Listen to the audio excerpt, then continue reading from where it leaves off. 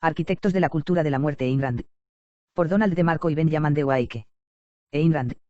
Sí, esta es verdaderamente una época de crisis moral. Tu código moral ha llegado a su clímax, a un callejón sin salida, al final de su camino.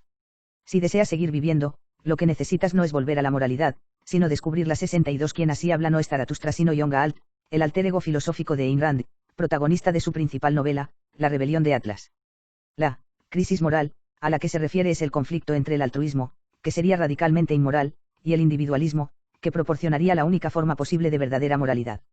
El altruismo, para Gaalt y Rand, conduce a la muerte, el individualismo nos señala la única senda que conduce a la vida. De este modo, para poder vivir con un mínimo grado de autenticidad debemos abandonar el código inmoral del altruismo y abrazar la vivificadora práctica del individualismo. Según Ayn Rand, a lo largo del curso de la historia han existido 3 grandes visiones de la moralidad. Las 2 primeras son místicas, lo cual, para ella, es lo mismo que ficticias, o no objetivas. La tercera es objetiva, es algo que puede ser verificado por los sentidos.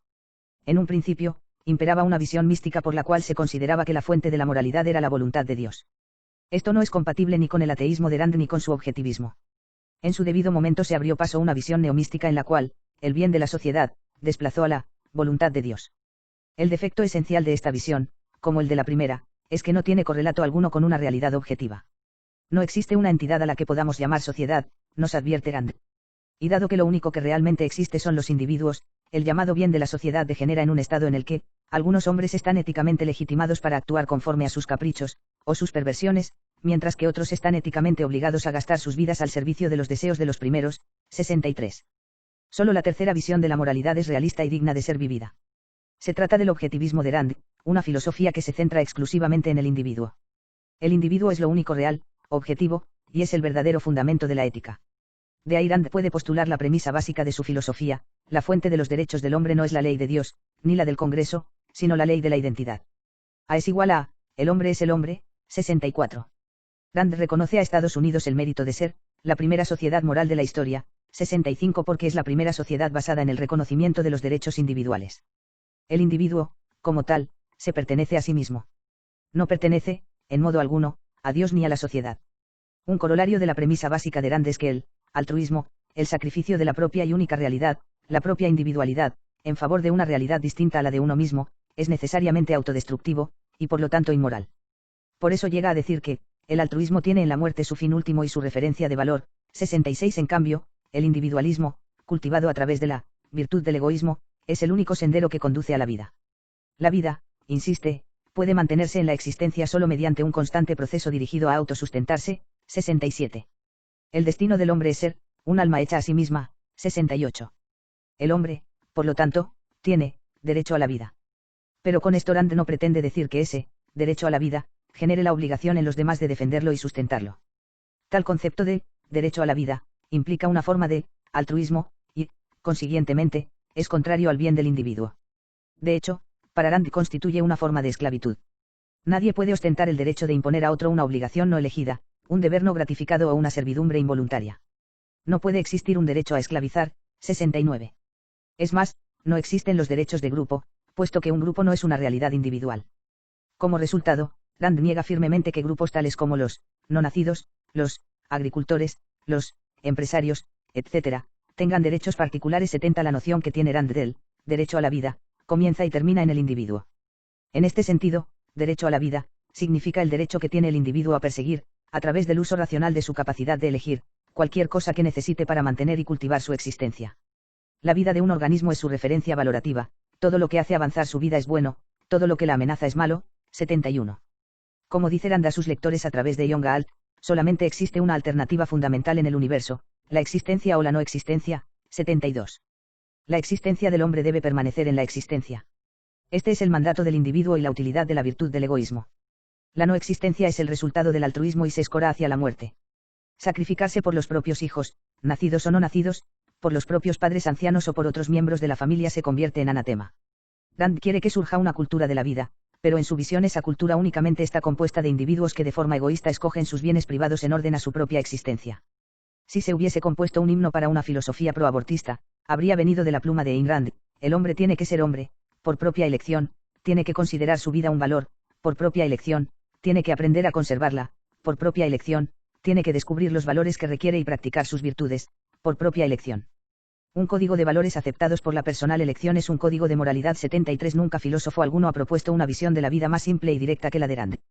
Hombre es igual a hombre, existencia es igual a existencia, solo los individuos son reales, todas las formas de altruismo son inherentemente malas.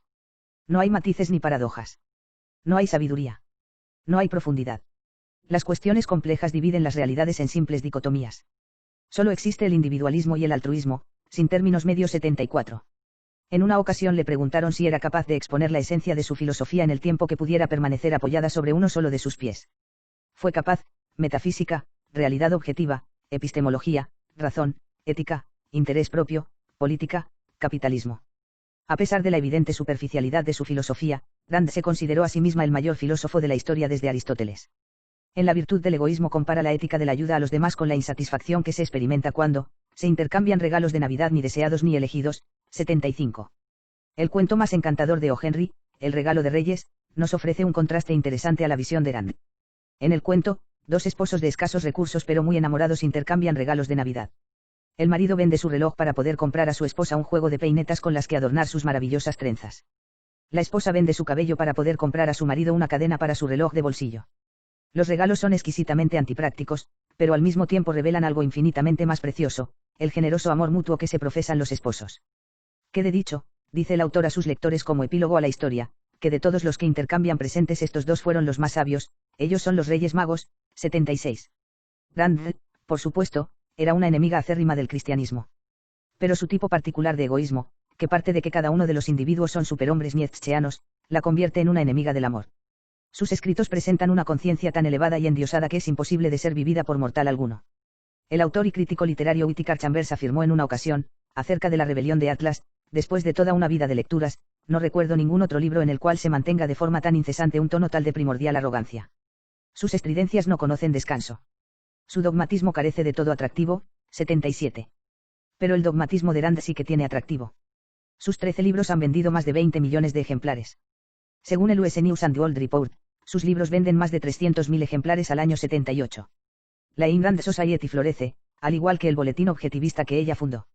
Sus seguidores son muy numerosos y muy comprometidos, y muchos de sus discípulos son fanáticamente devotos de su pensamiento. Existe incluso una rama particular entre los randianos llamados los randroides, que creen en la verdad según Ayn Rand y solo según Ayn Rand. Desde 1997, el Ayn Rand Institute se ha opuesto frontalmente al voluntariado. A través de su programa de formación contra la servidumbre, brinda a los estudiantes la posibilidad de cumplir las exigencias académicas de sus escuelas relativas a trabajos de voluntariado, paradójicamente trabajando para abolir el voluntariado. Es peligroso que el gobierno promueva moralidad alguna, dice el director de comunicación del Ayn Rand Institute, especialmente la ideología antiamericana del sacrificio y del servicio en el voluntariado. 79. Se ha llegado a rodar una película para televisión basada en la vida de Ayn Rand, y hay un sello de correos impreso en su honor.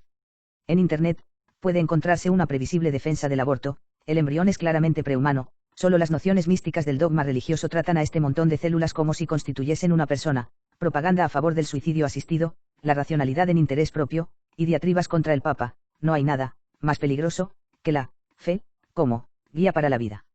¿Quién es esta mujer, que ha tenido tanta influencia en la conformación de la cultura de la muerte?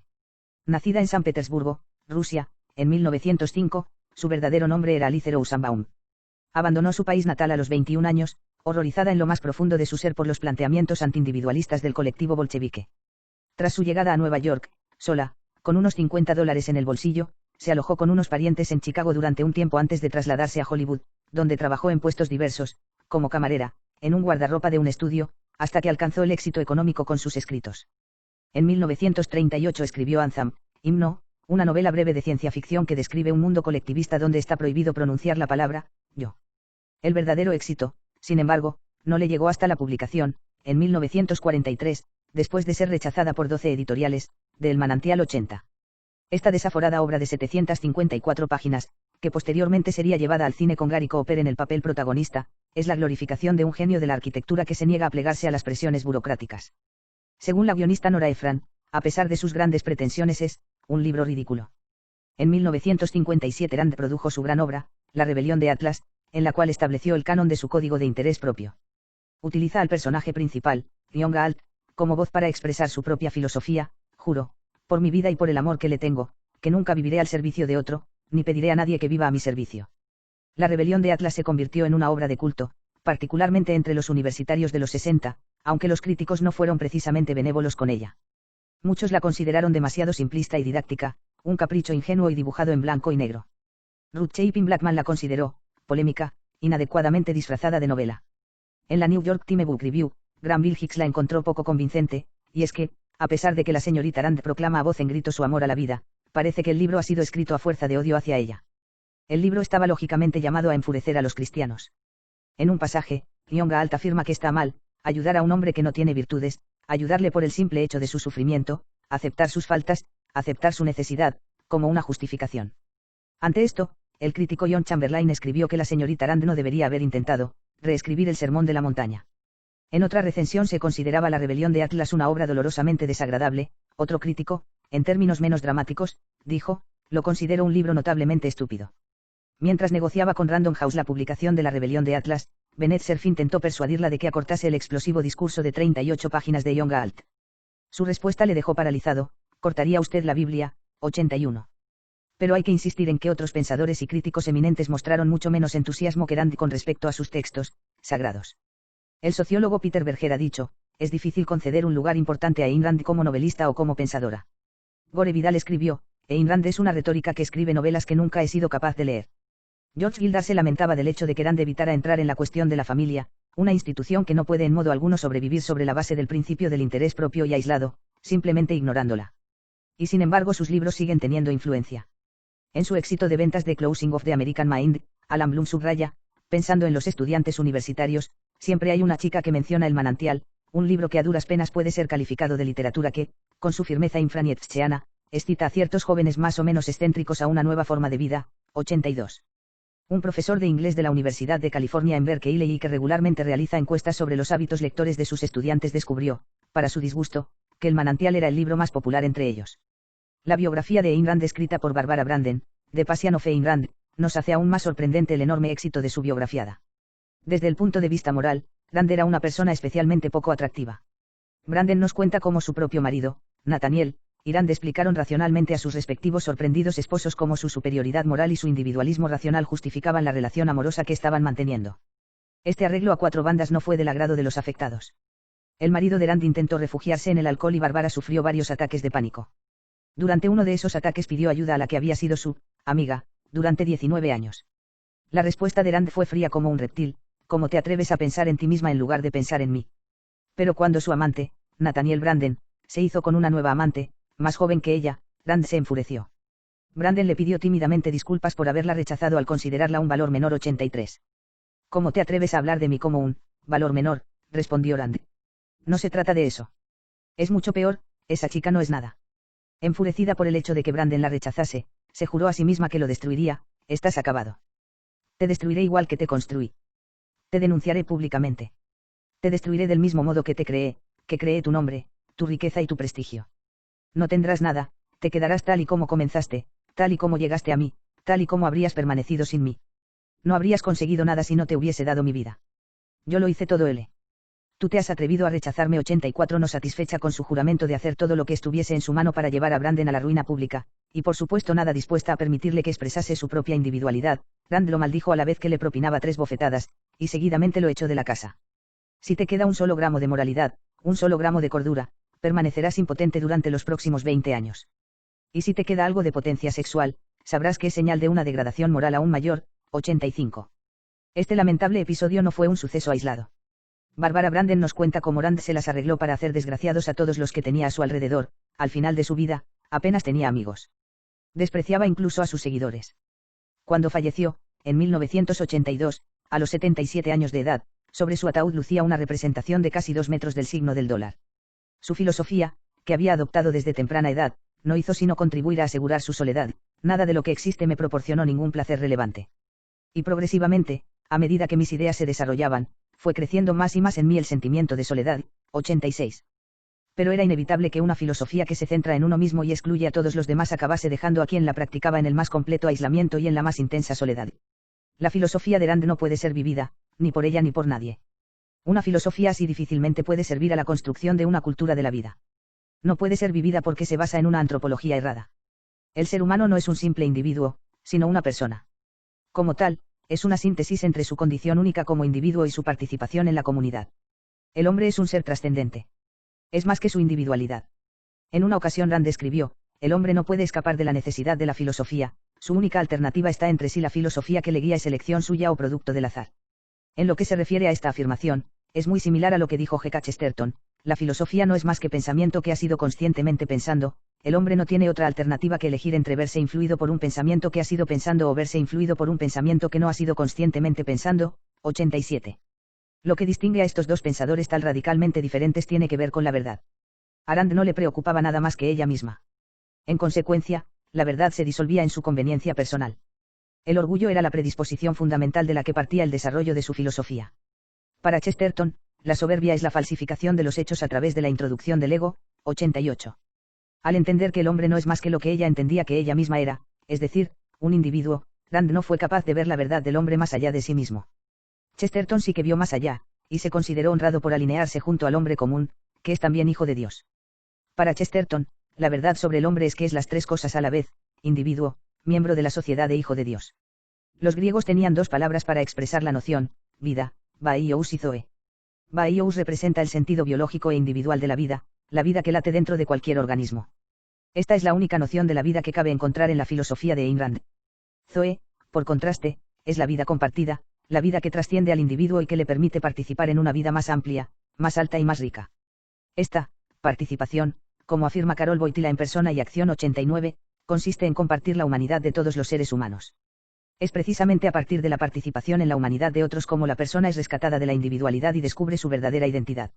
En Mero Cristianismo, C.S. Lewis subraya que el simple baios tiende siempre a desfallecer y degradarse. Necesita continuamente las aportaciones de la naturaleza en forma de aire, agua y alimento, si quiere continuar viviendo. Considerado nada más que como baios, el hombre nunca puede alcanzar su destino. Zoe, sigue explicando Lewis, es una enriquecedora vida espiritual que está en Dios desde toda la eternidad. El hombre necesita Zoe para ser verdaderamente él mismo. El hombre no es simplemente un hombre, es un compuesto de baios y Zoe, por supuesto, baios tiene un cierto parecido simbólico con Zoe, pero solo el tipo de parecido que existe entre una foto y un lugar, entre una estatua y un hombre. Un hombre que pasase de tener baios a tener Zoe habría sufrido un cambio tan grande como si una estatua hubiese dejado de ser una piedra tallada para convertirse en un hombre real. 90 Y así se hace evidente como la transición de baios a Zoe, de vida individual a vida personal y espiritual, de egoísmo a amor al prójimo, es también la transición de una cultura de la muerte a una cultura de la vida.